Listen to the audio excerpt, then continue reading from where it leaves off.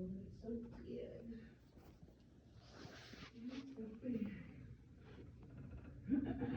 So color coded, you can see the different regions of the brain and what they mean. Does anybody know the parts of the brain and like what is done with the different parts of the brain? You do? What happens in the occipital lobe? You're able to see and process different senses. Parietal lobe? The parietal lobe is for, I wasn't taught this way, but I was taught that it was broken up into different sections. So like the motor, the sensory. So the parietal lobe is basically the sensory in some ways. Auditory comes from there. So the occipital lobe is the lower part of the brain involved in vision. The temporal lobe is the middle part of the brain involved in hearing and speech production.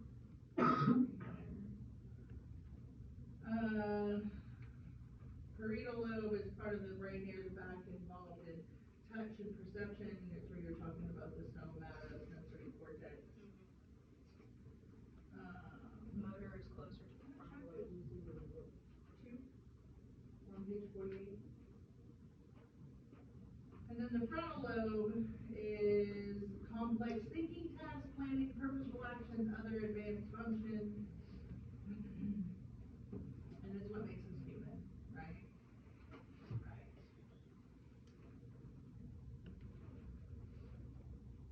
And another important part of the frontal lobe is the motor cortex. It's the strip of brain matter near the back of the frontal lobe involved in voluntary movement.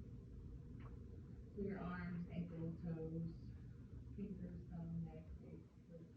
So when you flinch, that's involuntary movement.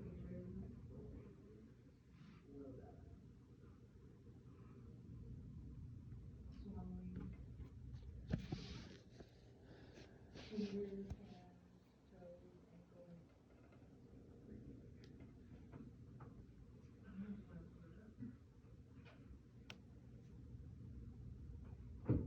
See, it's like, is it hot in here? No, it's just me.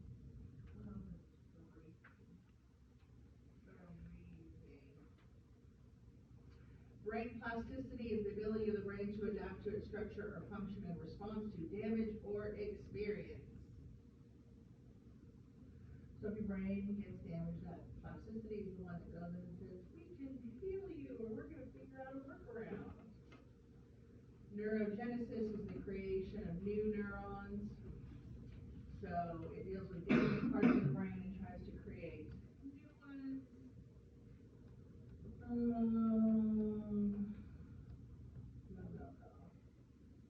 So the nervous system and the endocrine system. So I deal mostly with the nervous system of people. What would that be? The nervous system is in control of your anxiety. Basically, Well, it reacts to, right? The endocrine is your immune system, basically. But it's also affected by the nervous system. Both are affected by each other. If you're a stressed out hot mess express, have you ever had like a big event happen in your life where you go through a really stressful time and then all of a sudden the next week you're sick? Yeah, it's because you taxed and waxed your body and it's lowered all the things. So the nervous system is a full set of nerves that connect your brain with all the other parts of your body. What? The central nervous system. Where does that run? The brain and spinal cord. Does anybody know what the main nerve is called from the back of your neck down? Ooh. I do, but I don't at the same time. I know I have heard it. What's the nerve called?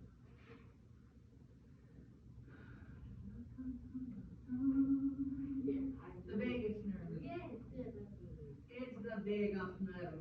Do you know, fun fact, that if I have people that are wound for sound and they're just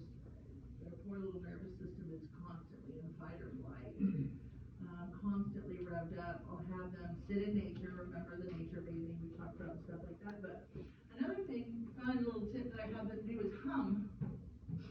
What? Why would humming be beneficial? Takes your brain away from all the stress and anxiety. It can give you something to focus on. More specifically, it vibrates the back of your neck. That connects, the vagus nerve here down, and so it's like a massage gun on that nerve. So I like to walk around humming all the time because I have an A score of 8, remember? So I'm like, everything's in the best way I know. If I get uncomfortable, I hum. The central nervous system, then we have the peripheral nervous system, it's the neurons that connect the central nervous system to other parts of the body. The somatic nervous system is the part of the peripheral nervous system that connects the central nervous system to the parts of the body you control voluntarily. So what was something you would do voluntarily? Like looking for your phone in your backpack, is that a voluntary movement? Yes. Your hand's not just, where's my phone? Is that where Tourette's come from? Where what? Is that where Tourette's come from? Tourette's are, yeah, I mean, they're like tics that'll come out if they, It's involuntary, I mean. it is involuntary, but I have also noticed, because I work with several people with tics, is when they're thinking about things that make them anxious, it also ramps up Right, their that's tics. I mean, like Tourette's, like. Moving. Yeah, they move, yeah. The constant fiddling with things and. Like Parkinson's? Yeah, like, yeah, twitching, Yeah. like the muscles keep moving. I feel like that's very much not the tick, because I have a tick right all the time. I'm sitting here doing that.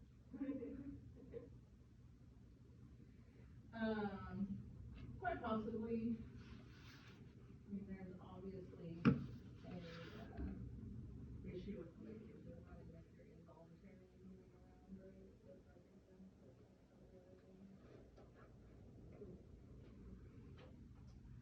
So, your autonomic nervous system is the part of the peripheral nervous system that connects the central nervous system to the parts of your body you control involuntary. So, like what? Blinking, Beating of your heart? walking. Do you have to tell your heart to beat? Nope. Exercise, right? Oh, by the way, when you get into fight or flight, what's the first thing to go? The other direction. Flight, no. Your digestive system. Because if you're gonna die, it doesn't need to be digested. All hands on deck. So if you have a lot of anxiety, you probably have digestive issues. You might have Crohn's, you might have IBS, you might have acid reflux, which, what kills me working in a doctor's office is because these are basic things. If you can heal yourself, you can heal your system. Okay? But when people have acid reflux, what do they give you? Stuff that reduces acid, melts your acid. Maybe your doctor gives you omeprazole. That completely kills your stomach acid. Did you know that acid reflux is a result of low acid in your stomach? So to overcompensate for not having enough acid, it produces more, and that's where people get that flare up. Woo! Yeah, if you drink water, it makes it way worse. Right? And then you're given a pill to kill it. Your stomach acid. That is not healing your gut. What's making your body worse? It makes it worse. I think it would just make it worse for the next time you have it, you would really produce it. You just take it all away. I used to have some acid reflux issues. I've been focusing on gut health, but if I have a flare up, you know what I do? I take a shot of apple cider vinegar. That Woo! Something else that could help with indigestion or acid reflux is beer.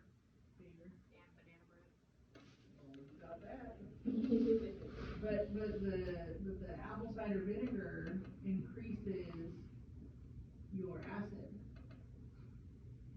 which causes your system to calm down because then it's like, okay, we're good now.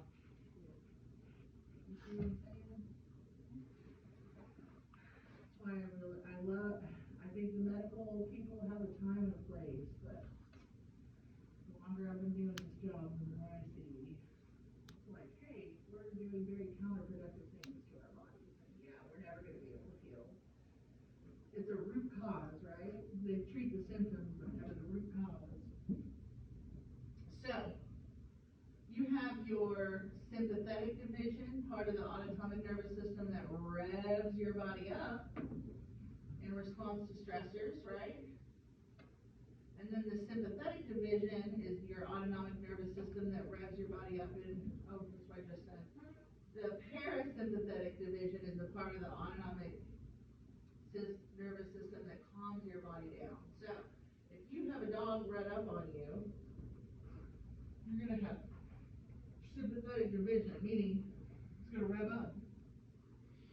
Your heart rate's going to increase. Your lungs are going to... Have you ever had a dog run up on you before? You almost never been in a car wreck? Or have you been in a car wreck? What happened? You feel like everything spikes all of a sudden. Heart rate jumps, muscles tense, like.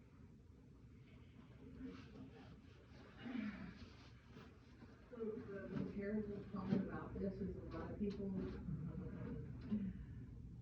learn very quickly in some of these fields, like EMTs, lifeguards, things of that nature. Some of these people freeze. Some of these people freeze. But then they learn very quickly that they're not made for the job because they cannot function in heightened situations. Unfortunately. So, once he realizes, okay, the dog doesn't want to eat me, he's cool, petty pet, go on, little doggy. What happens? He goes into the parasympathetic division, which is calming. His heart's like, okay, we ain't gotta beat so fast. We can calm down. We can chill out. Right?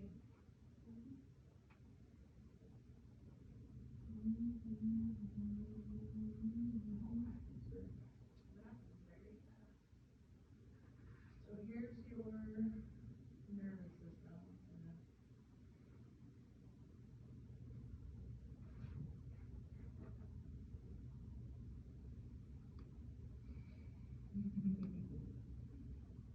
Quite a difference there.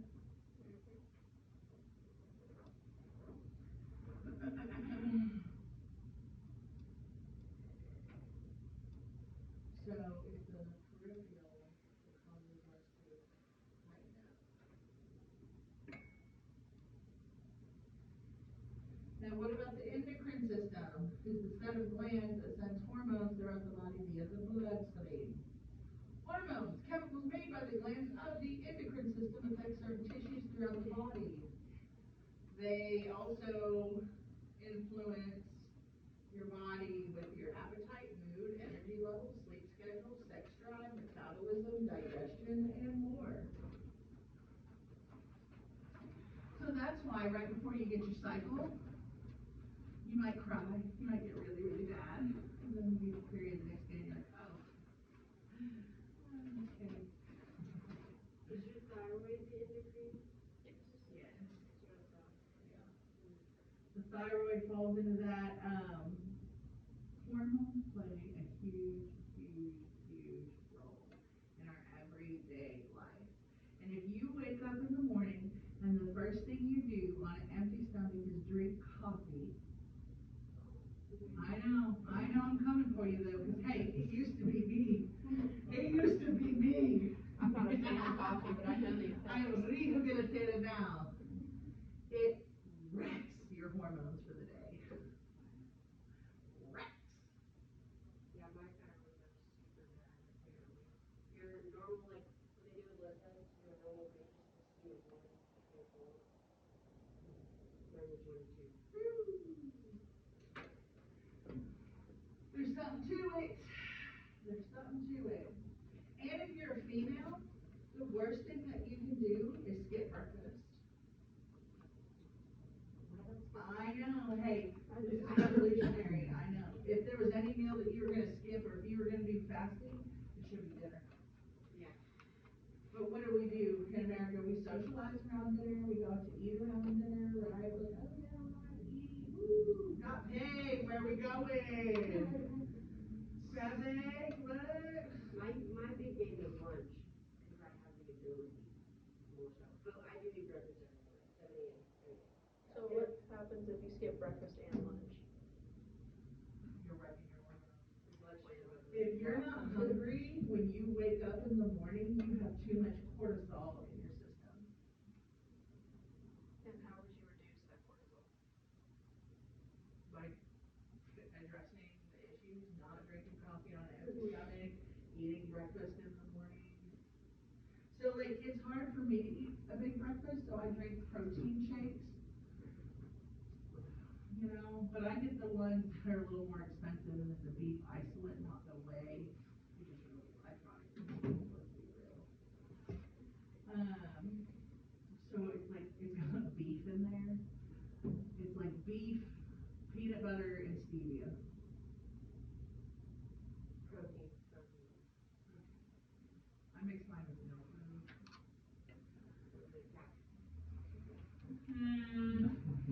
It's iffy. I wish it was like milk free or something like that, but I'm going for the beef isolate. But you're supposed to, and then they say you're supposed to have 30 milligrams of protein between 30 minutes and an hour of waking up. This is more so for females. And if you're gonna fast, do not do it the week before your period. You need to eat breakfast, lunch, and dinner the week before your period. That's where those cravings get intense. You're like, chocolate. No, nobody else. My husband's like sliding it under the door. Just kidding. But we don't realize how these little things affect us. But if we look at our hormones, and we look at our system, and we look at the balance, we are out of balance. Very much so. Because your hormones can make or break your day. That's where your estrogen comes in. That's where your testosterone comes in. Are you getting all your minerals from your food? Are you eating a colorful diet?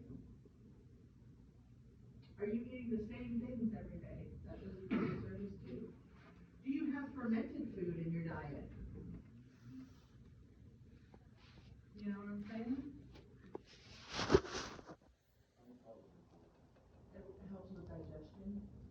It's made with vinegar bases and stuff, a lot of them, or apple cider vinegar. And so like, it's so, like that acid is good for your system. That's what gets your stomach acid up. So a lot of different cultures will eat more, like the Korean culture, they eat a lot of kimchi, and some of the Asian cultures are, you know, yeah, they're banging because they eat a good diet. And the American diet is trash. Very tasty trash. That's the problem. Well, that's because they put stuff in it, like MSG. Chick-fil-A puts MSG in their chicken. So you're like, dang, I'm craving it. Well, there's a reason. There's a reason. MSG in Chinese food. You ever eat Chinese food and then 20 minutes later you're like, I'm kind of hungry. What? I know, my husband does. I'm like, he's like, let's go eat Chinese. I'm like, no. No, I'll eat sushi. If y'all like sushi, treat yourself and go to Mizu in Tulsa. It's $36, all you can eat sushi. It's wonderful, it's tasty, it's delicious. It's similar, but they only give you like 2 pieces. Mizu's way better. If you like the sushi, just saying. Remember we talked about the pituitary gland? It's the master gland in the brain. It produces human growth